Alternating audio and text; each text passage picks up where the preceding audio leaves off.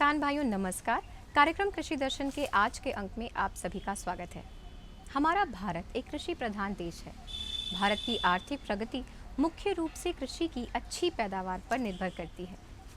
वर्तमान में अपनाई जा रही उत्पादन तकनीकों में भारत में ही नहीं बल्कि संपूर्ण विश्व में काफ़ी बदलाव आया है। आए दिन कृषि के क्षेत्र में उन्नत तकनीकों का प्रयोग किया जा रहा है और हमारी भी यही कोशिश रहती है कि हम हमारे कार्यक्रम के माध्यम से आप सभी को कृषि संबंधी उन्नत तकनीकों की जानकारियां और सुझाव उपलब्ध कराएं। आज के अंक में भी हम आपके लिए कुछ ऐसी ही महत्वपूर्ण जानकारियां लेकर आए हैं। तो आइए देखते हैं आज के अंक में क्या है खास आपके लिए। शुरुआत करते हैं खबरें खेती की और मंडी भाव के साथ।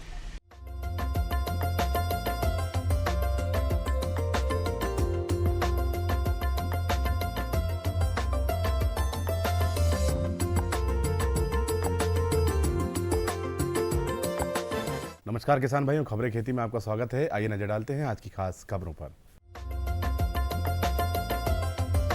इस वर्ष मानसून रहेगा मेहरबान, किसानों के हितों का संरक्षण होगा, केंद्र के साथ राज्य भागीदारी निभाएं, गहरी जुताई से लाभ और अच्छा बीज अच्छा उत्पादन।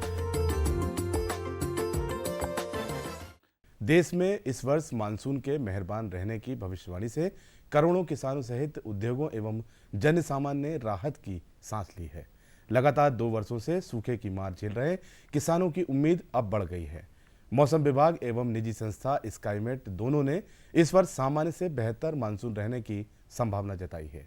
इसे देखते हुए सरकार को उम्मीदों की आस तथा शेयर बाजार में तेजी एवं जिंसों में नरमी का दौर प्रारंभ हो गया है। हालांकि यह पहला पूर्वानुमान था, जून में दूसरा पूर्वानुमान जारी किया जाएगा।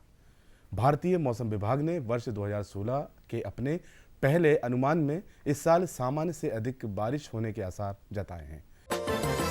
प्रधानमंत्री ने नई दिल्ली के विज्ञान भवन से देश के 8 राज्यों की 21 मंडियों को पायलट के तौर पर ऑनलाइन प्लेटफॉर्म से जोड़ा।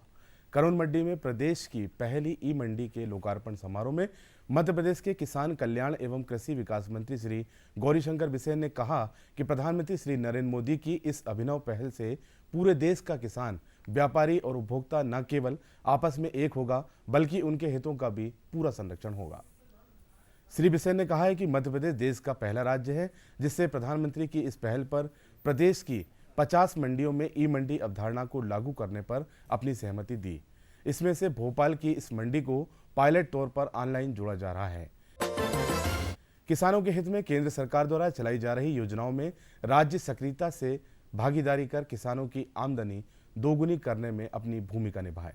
सरकार किसानों के कर्ज की समस्या को दूर करने का भी प्रयास कर रही है। इसके लिए वर्ष 2016-17 में 9 लाख करोड़ का कृषि ऋण देने का लक्ष्य रखा गया है। यह बात केंद्रीय कृषि मंत्री श्री राधा मोहन सिंह ने नई दिल्ली में खरीफ सम्मेलन 2016 में कही। श्री सिंह ने कहा कि राज्य सरकारें खरीफ की रणनीति इस प्रकार बनाए कि किसानों को 7 सूत्रीय योजनाओं का लाभ मिल सके। खरीफ फसलों की स्वस्थ व अच्छी फसल लेने के लिए खेत की गहरी जुताई का अपना महत्व है। इस कार्य के लिए यही उचित समय है। गहरी जुताई का समय रबी फसल कटाई के तत्काल बाद से लेकर मई के अंत तक कर सकते हैं। इस अवधि में जुताई करने पर 30 से 40% तक फसलों की पैदावार बढ़ जाती है। हर वर्ष गहरी जुताई की आवश्यकता नहीं होती। 3 वर्ष में एक बार गहरी जुताई अवश्य करना चाहिए। ग्रीष्मकाल में जुताई 15 सेंटीमीटर गहराई तक किसी भी मिट्टी पलटने वाले हल से करना चाहिए। जुताई हमेशा खेत के ढलान के विपरीत दिशा में ढलान को काटते हुए करना चाहिए, जिससे वर्षा का पानी व मिट्टी ना बह सके। मिट्टी के बड़े बड़े ढेले रहना चाहिए। मिट्टी भुरभुरी ना हो पाए, इस बात का विशेष ध्यान रखना चाहिए। ज़्यादा रेतीले इलाकों में गर्मी की जुताई नहीं करना चाहिए। गर्मी की जुताई से मिट्टी का निचला हिस्सा ऊपर आ जाता है, जिससे मिट्टी में मौजूद कीट पतंगे मृदा की ऊपरी सतह पर आ जाते हैं। अप्रैल मई जून की तेज गर्मी एवं पक्षियों के द्वारा नष्ट कर दिए जाते हैं। आप जानते हैं कि उत्तम गुणवत्ता वाला बीज सामान्य बीज की अपेक्षा 20 से 25% अधिक कृषि उपज देता है। शुद्ध एवं स्वस्थ प्रमाणित बीज ही अच्छी पैदावार का आधार होता है। प्रमाणित बीजों का उपयोग करने से जहां एक ओर अच्छी पैदावार होती है, वहीं दूसरी ओर समय एवं पैसों की बचत होती है। प्रजनक बीज से आधारी बीज का उत्पादन किया जाता है। प्रजनक बीज के थैलों में लगने वाले टैग का रंग सुनहरा पीला होता है। इसकी आनुवंशिक शुद्धता 100% होती है। आधारी बीज का उत्पादन मुख्यतः राजकीय एवं कृषि विश्वविद्यालयों के प्रशिक्षकों व कुछ चयनित प्रशिक्षित बीज उत्पादकों के प्रशिक्षणों पर कराया जाता है। बीज के थैलों में लगने वाले टैग को रंग सफेद होता है। तो किसान भाइयों, आप देखिए मंडी भाव और मुझे दीजिए आज्ञा। नमस्कार।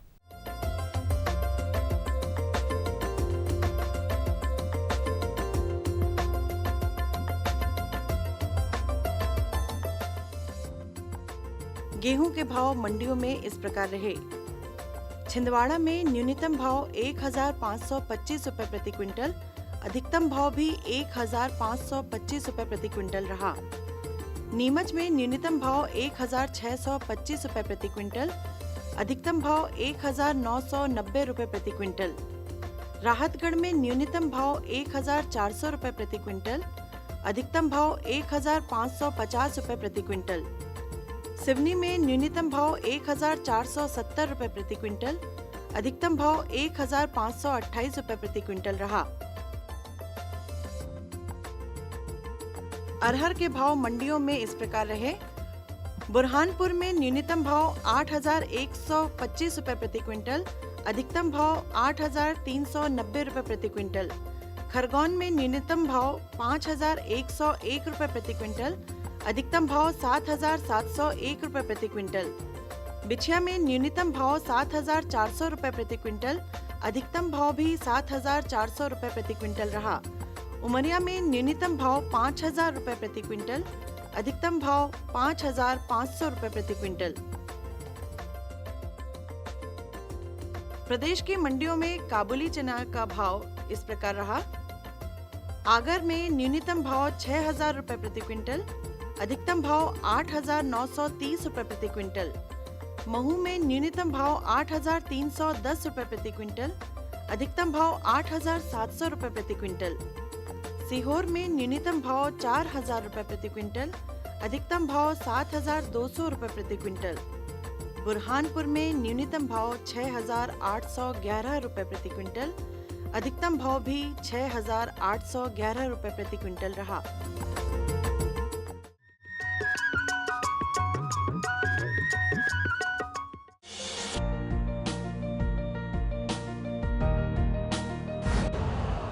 यूरिया का स्वदेशी उत्पादन 70 लाख टन बढ़ाने के लिए 6 उर्वरक संयंत्रों का उद्धार किया जा रहा है।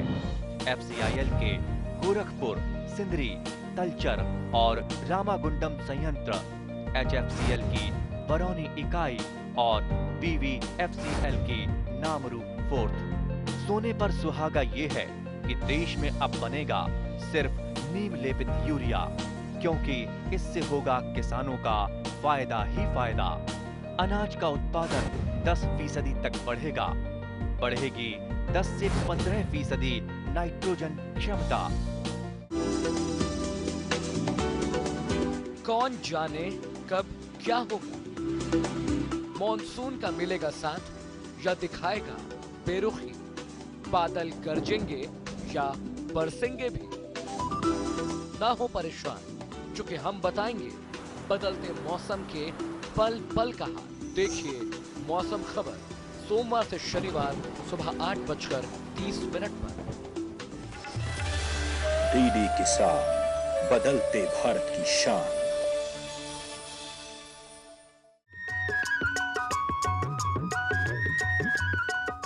किसान भाइयों, मौसम बदलता है, ऋतुएं बदलती हैं और बदलती हैं हमारी फसलें भी। जी हाँ किसान भाइयों, बदलते मौसम के साथ साथ हमें अपने कृषि कार्यों में भी बदलाव लाना पड़ता है। इस समय खरीफ फसलों की बुआई का है, इसलिए खेतों की तैयारी किस प्रकार की जाए, कौन कौन सी बातों का ध्यान हमें रखना है खरीफ फसलों की बुआई से पहले, आइए जानते हैं हमारे विशेषज्ञ से। किसान भाइयों, अब हम लोग बहुत ही जल्द खरीफ की फसलों की तैयारियों के लिए लग जाएंगे। जैसा कि आप देख रहे हैं कि हर साल खरीफ में 2 या 3 समस्याएं अधिक आती हैं। विशेषकर अगर हम बुंदेलखंड क्षेत्र की बात करें तो इस क्षेत्र में दीमक का प्रकोप बहुत अधिक है। क्योंकि जो मिट्टी है यहाँ की बहुत हल्की होती है। तो मेरा सभी किसान भाइयों से ये निवेदन है और उनको समझाइश भी है कि साथियों, एक बार खेत में दीमक लग जाने के बाद, फसल लग जाने के बाद उसका कोई भी निराकरण हम नहीं कर सकते, क्योंकि दीमक मिट्टी के अंदर रहती है और किसी भी दवाई को खड़ी फसल में मिट्टी के अंदर तक पहुंचाना बड़ा कठिन होता है।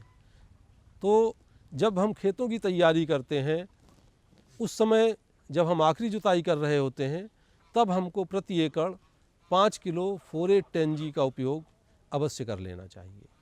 इसको खेत में छिड़क कर आखिरी जुताई करें और उसके बाद फिर बुवाई करेंगे। दूसरा होता है, बहुत सारे रोग इन फसलों में लग जाते हैं, जिनके बारे में हमारे पास बाद में बड़ा हम जब दवाई डालते हैं तो खर्च भी ज़्यादा होता है और कुछ ना कुछ नुकसान हमारा हो चुका होता है। तो किसान भाइयों, खरीफ में हम जो भी फसलें बोएं, बिना बीजोपचार के नहीं बोएंगे। बीजोपचार हम करेंगे सबसे पहले फफूंदनाशक दवा से। बीटाबैक्स पावर या कार्बेंडाजिम और मैंकोजेब, इनके मिश्रण की बहुत सारी दवाएं आती हैं बाज़ार में। कोई सी भी दवा जिसमें ये दोनों हों, एक दैहिक और एक संपर्क फफूंदनाशक, इनका 2 से 2.5 ग्राम फफूंदनाशक प्रति किलो बीज के मान से हम लोग बीजोपचार करेंगे। इससे बीजोपचार करने के बाद में कुछ फसलें ऐसी हैं जिनमें हमें कीटनाशक से भी बीजोपचार करना चाहिए, जैसे कि सोयाबीन। अभी सोयाबीन में आप लोग देख रहे हैं कि पीला रोग आने लगा है। उड़द, मूंग, इनमें भी पीला रोग आता है, जो कि सफ़ेद मक्खी के द्वारा फैलता है। और सफ़ेद मक्खी जब पौधे शिशु अवस्था में होते हैं, कम दिन की अवस्था में होते हैं, उस समय रोग फैलने की संभावना ज़्यादा होती है। अतः हम एक कीटनाशक थायोमेथाक्साम से इनका बीजोपचार कर लें। फिर तीसरा बीजोपचार हम करेंगे कल्चर से। अगर दलहनी फसलें हैं तो उसमें राइजोबियम कल्चर का उपयोग होगा।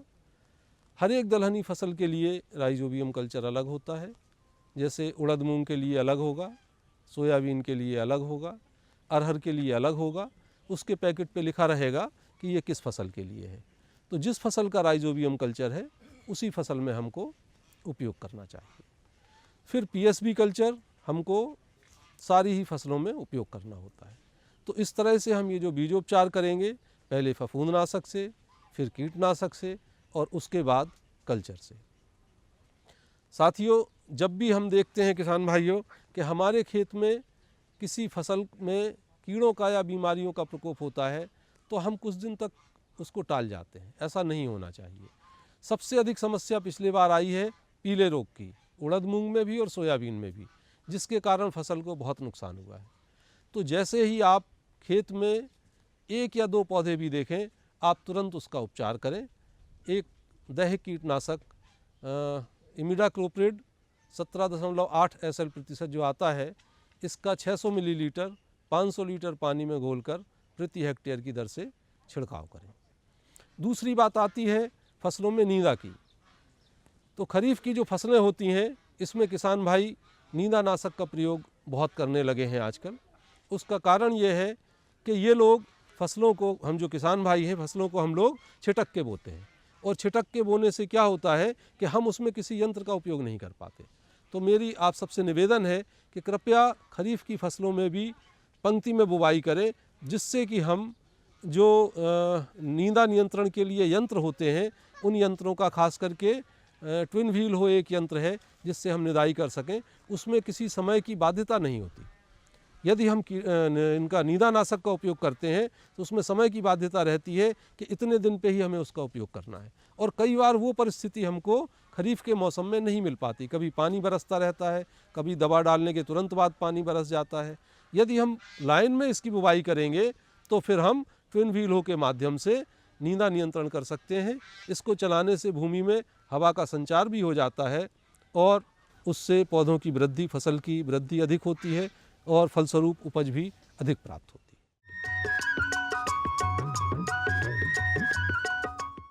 किसानों के हित में बड़ा कदम, प्रधानमंत्री कृषि सिंचाई योजना।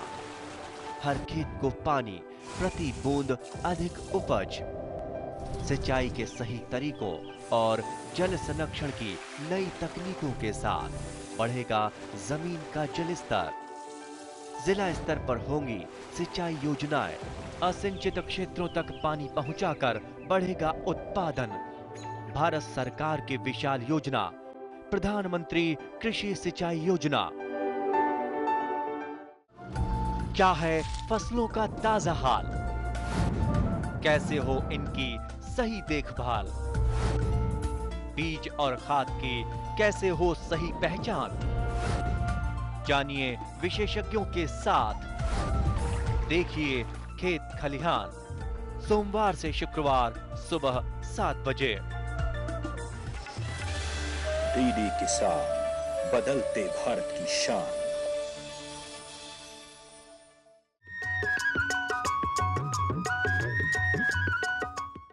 किसान भाइयों, खेती किसानी के साथ साथ गांव में पशुपालन भी एक बेहतर विकल्प है। जब बात हम पशुपालन की करते हैं तो कुक्कुट पालन करके भी आप अच्छा लाभ अर्जित कर सकते हैं। तो आइए जानते हैं कि कड़कनाथ मुर्गी पालन के लिए हमें किन किन बातों का ध्यान रखना है, किस प्रकार से मुर्गियों का रखरखाव करना है और कैसे हम अच्छा उत्पादन इनसे प्राप्त कर सकते हैं। किसान भाइयों, आज मैं आपको कड़कनाथ पक्षी के बारे में कुछ जानकारी प्रदान करना चाहता हूं। तो कड़कनाथ पक्षियों की चूँकि औषधीय गुण होता है, इनमें दुर्लभ पक्षी हैं, इसलिए इनको पाला जाना किसान भाइयों आपके आर्थिक रूप से आपके लिए बहुत ही सहायक सिद्ध होगा। कड़कनाथ पक्षी जो है काले रंग का होता है। इसकी यह विशेषता होती है, इसकी चोंच काली होती है, कलगी काली होती है और पैर काला होता है। साथ ही साथ इसका मांस जो है, फ्लैश, वो भी काले रंग का होता है। यह दुनिया का ऐसा एकमात्र इकलौता पक्षी है जो कि पूरा ऊपर से नीचे तक अंदर काला रहता है। यहाँ तक कि उसका जो खून होता है वह भी ब्लैकिश होता है, कालापन लिए हुए रहता है, जिसमें कि आयरन बहुत ज़्यादा होता है। तो कारण यह है कि कड़कनाथ पक्षी अपने इस अद्भुत योग्यता एवं गुण के कारण अलग ही प्रकार का एक पक्षी है। इसका उपयोग अस्थमा के रोगियों के लिए किया जाता है, जिनको सांस की बीमारी हो उसमें उपयोग करते हैं। यदि किसी भी महिला को, गर्भवती महिला को यदि एनीमिया है, खून की कमी है, तो चूँकि इसमें आयरन बहुतायत मात्रा में पाया जाता है, इसलिए उसका सेवन करके जो है तो एनीमिया की कमी को भी दूर किया जा सकता है। इसके अलावा किसान भाइयों, इसका यौनवर्धक औषधि के रूप में भी उपयोग किया जाता है। इसलिए आज स्थिति यह हो गई है कि कड़कनाथ पक्षी जो है वो धीरे धीरे समाप्त होते जा रहे हैं। क्योंकि इसको शासकीय स्तर पर नहीं रखा जाए तो बहुत ही मुश्किल है कि यह मैदानी इलाकों में इसको पाया जा सके। तो किसान भाइयों, यदि आप इसको पालते हैं तो इसका यह स्थिति है, आप इसको बाज़ार में किसी भी दाम में जो भी आप चाहे बेच सकते हैं। चाहे तो 500 रुपये का मुर्गा बेच दें, चाहे तो 800 रुपये का मुर्गा बेच दे, क्योंकि उसका इतना अधिक उपयोग और इतनी अधिक मांग है कि इसको हर कोई हाथों हाथ लेता है। किसान भाइयों, यदि आप कड़कनाथ के चूजे प्राप्त करना चाहें तो इसके लिए शासकीय कुक्कुट प्रक्षेत्र हताई खेड़ा प्रत्येक गुरुवार को वहाँ चूजे निकलते हैं, वहाँ संपर्क करके प्राप्त कर सकते हैं। अभी कड़कनाथ का चूजा वर्तमान में हमारे यहाँ 15 रुपये का एक दिन का बच्चा मिलता है, जिसे आप ले सकते हैं। इसके अलावा इसको कुक्कुट प्रक्षेत्र झाबुआ से भी प्राप्त किया जा सकता है। पर कड़कनाथ चूजा प्राप्त करने के लिए आपको पहले से पूर्व निर्धारित तिथि लेना पड़ेगी, क्योंकि हमारे यहाँ शासकीय स्तर पर विभिन्न जिलों को अभी यह इकाइयाँ वितरित की जा रही हैं। इसके लिए आपको पहले से ही बात करके और फिर उसको कड़कनाथ चूजों का पालन किया जा सकता है। कड़कनाथ चूजे चूँकि देसी प्रजाति के होते हैं, इसलिए इनको पालने में भी बहुत अधिक कठिनाई नहीं होती। यह जैसे अन्य देसी मुर्गे आप मुर्गी पालते हैं उसी तरह पाले जा सकते हैं। ये सामान्य तौर पे कीड़े मकोड़े भी खा लेते हैं, इनको पालने में कोई दिक्कत नहीं होती। इनको बस आपको ये ध्यान रखना पड़ेगा कि दिसंबर और जनवरी माह जब अत्यधिक सर्दी पड़ती है, उन महीनों को छोड़ के बाकी के आप 10 महीने इनको कभी भी पाल सकते हैं। क्योंकि सर्दियों के मौसम में क्या होता है, इनका आकार बहुत छोटा होता है, चूँकि बहुत ही छोटे होते हैं ये, और इस कारण से क्या होता है कि सर्दियों में इकट्ठा हो जाते हैं एक जगह पे, और क्राउडिंग की वजह से इनमें मृत्यु दर इनकी बढ़ जाती है। और सामान्य तौर पे इनको आप अन्य मौसम में पाले जा सकते हैं। कड़कनाथ की एक मुर्गी जो है साल भर में 70 से 80 अंडा देती है। चूँकि ये देसी नस्ल है इसलिए इनका अंडा क्षमता ज़्यादा नहीं है, तो 70 से 80 अंडा इनका होता है और इनकी मुर्गी का वज़न 1 से सवा किलो करीब होता है। इसी प्रकार से कड़कनाथ मुर्गों का वज़न 1.5 से पौने 2 किलो, अधिकतम 2 सवा 2 किलो होता है। देसी ब्रीड होने के कारण इसका बहुत अधिक वज़न तो नहीं होता है, किंतु इनकी विशेषताएं अलग प्रकार की होती हैं। इनके मुर्गे जो है 3 तरह के होते हैं। वैसे सामान्य तौर पे आप यह जानते होंगे कि कड़कनाथ का रंग काला होता है, किंतु इनके जो मुर्गे होते हैं वो 3 वैरायटी के अलग अलग होते हैं। एक मुर्गा ऐसा होता है जिसमें गले में उसके सफ़ेद धारियाँ होती हैं जिसको कि सिल्वर लाइन कहते हैं। दूसरा होता है जिसमें सुनहरी धारियाँ होती हैं जिसको गोल्डन लाइन कहा जाता है। और तीसरा पूरी तरह से काला होता है मुर्गा जिसको जेड ब्लैक कहा जाता है। इस तरह से यह सुनहरी गर्दन का और सफ़ेद सिल्वर गर्दन का और पूरी तरह से काला होने का, इस तरह से 3 तरह से इसमें रंग पाए जाते हैं और 3 तरह से उसमें रूप होते हैं, पर नस्ल एक ही होती है। इसलिए किसान भाइयों, आपको यह मैं अनुरोध करना चाहूँगा और सलाह देना चाहूँगा कि आप जो है कड़कनाथ का व्यवसाय करके आर्थिक रूप से सुदृढ़ हो सकते हैं।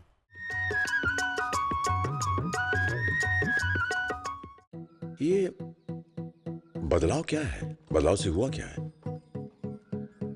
भैया ये बड़े काम की चीज है। जब जब बदलाव आया है अपने संग खुशहाली लाया है। इंसान की सोच में अगर बदलाव आ जाए तो सब कुछ मुमकिन है, सब कुछ संभव है। अब ये बदलाव फिर आ रहा है और इस बार ये देश के हर हिस्से की सूरत को बदल के रहेगा। हर सूरत की मुस्कान में वो आपको दिखाई देगा, क्योंकि जब जब बदलाव आया है वो अपने साथ खुशहाली लाया है।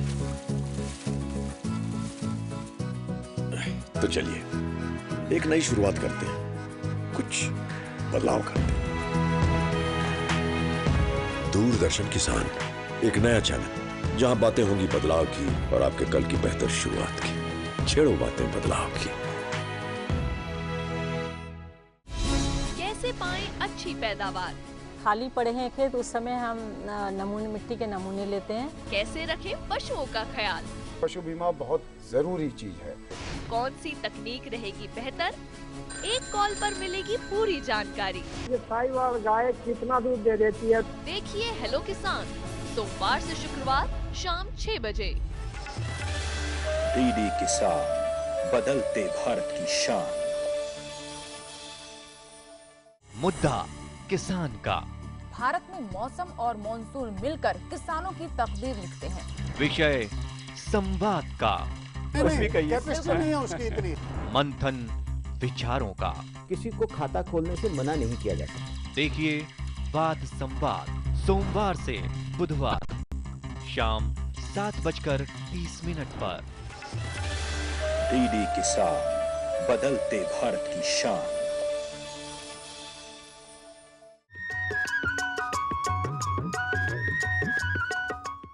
हमारे इस कार्यक्रम को और किसान उपयोगी बनाने के लिए आप अपने सुझाव हमें इस पते पर लिखकर भेज सकते हैं।